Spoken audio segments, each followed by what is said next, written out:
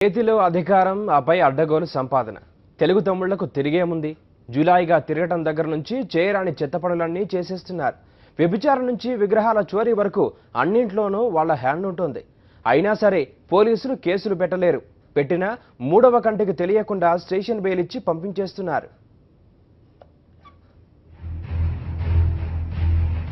ఆవు చేలో మేస్తే దూడ గట్టున మేస్తుందా అన్న సామెతను అక్షరాలా నిజం చేస్తున్నారు అధికార పార్టీ యువనేతలు 2.5 ఏళ్లుగా అడ్డగోలుగా సంపాదిస్తున్న సొమ్ముతో అడ్డు అదుపు లేకుండా వ్యవహరిస్తున్నారు.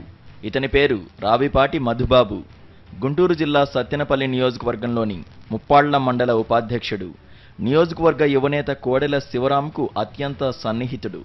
మధుబాబు వ్యభిచారం చేస్తూ పోలీసులకు రెడ్ హ్యాండెడ్గా దొరికిపోయాడు. సత్తెనపల్లిలోని ఓ అపార్ట్మెంట్లో ఈ ఘటన జరిగింది. పోలీస్ స్టేషన్కు తీసుకెళ్లి కేసు నమోదు చేశారు. అంతలోనే పార్టీ పెద్దల నుంచి ఫోన్ రావడంతో స్టేషన్ బెయిల్ ఇచ్చి మూడో కంటికి తెలియకుండా బయటకు పంపించేశారు.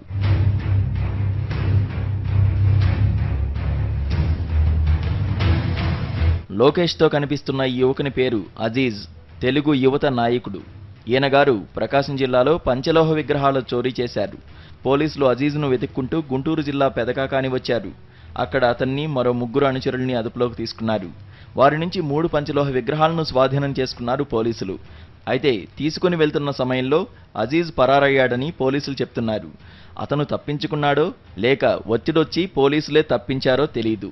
ఈ 2 ఘటనలు ఒకే రోజు జరిగాయి.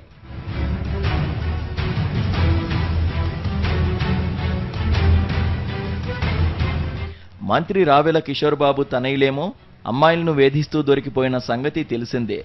ఇవన్నీ టీడీపీ కింది స్థాయి కేడర్లో అసహనాన్ని నింపుతున్నాయి. ఇలాంటి పార్టీలో ఉన్నందుకు తమను తాము తిట్టుకుంటున్నారు. లోకేష్ కొంతమంది అమ్మాయిలతో చిందులేస్తూ మద్యం తాగుతూ దర్శనమిచ్చిన నేపథ్యంలో ఆయన బాటలోనే పార్టీ యువత కూడా నడుస్తోందన్న మాటలు వినిపిస్తున్నాయి. వయసులో ఉన్నప్పుడు ఇలాంటివి చేయడం సహజమంటూ లోకేష్ ఇటీవల ఓ సభలో సమర్థించుకోవడాన్ని జనం గుర్తు చేసుకుంటున్నారు. అలాంటి వారి నాయకత్వంలో ఇంతకంటే గొప్పగా యువనేతలు పనిచేస్తారని ఊహించడం అనవసరమన్న వ్యాఖ్యలు కూడా వినిపిస్తున్నాయి. Ravindra Reddy, senior correspondent,